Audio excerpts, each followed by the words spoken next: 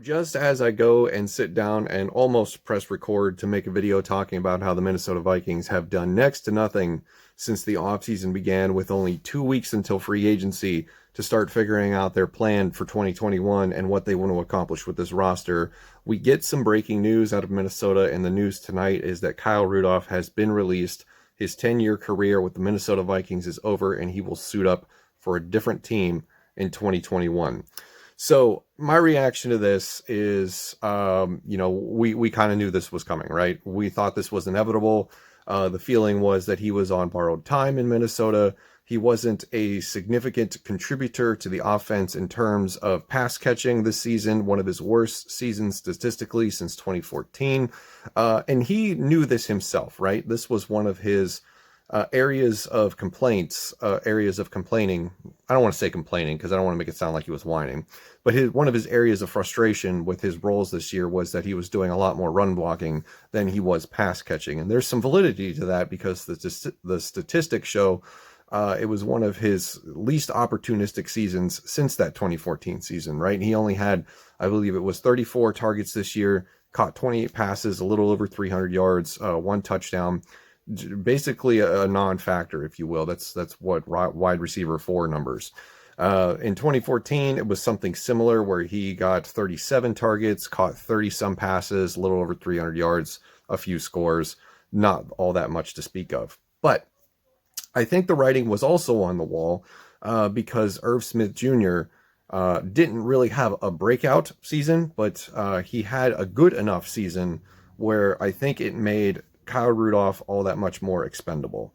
And also the late season emergence of Tyler Conklin being a competent tight end as well means that they were able to do what they needed to do and make salary cap space by cutting the veteran who's been here for 10 years. And they will save about $4 to $5 million, I believe, in cap space with this roster move.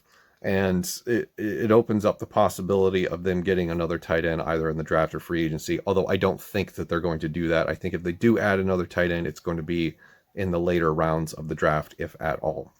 So what does all this mean going forward? Well, I think this is, we've seen a bunch of other players get released today. Defensive lineman for the Jets, Kyle Van Noy's getting released from the Dolphins, Kyle Rudolph today from the Vikings. I think you're going to see a lot more of this in the coming weeks. And I think this is one of the situations where the term cap casualty becomes a reality as the salary cap has now come down because of the lost revenues from the past season due to the pandemic.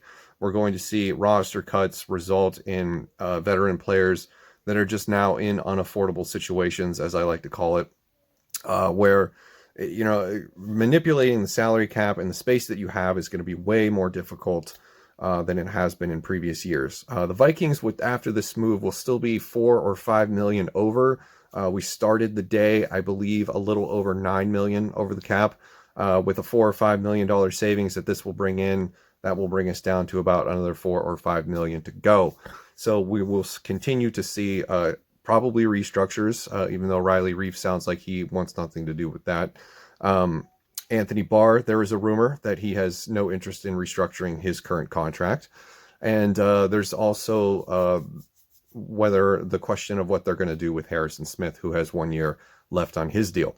So in conclusion, Kyle Rudolph, great tight end. Not one of the greatest in the game, but a great one for Minnesota. One of the more respected players in the city.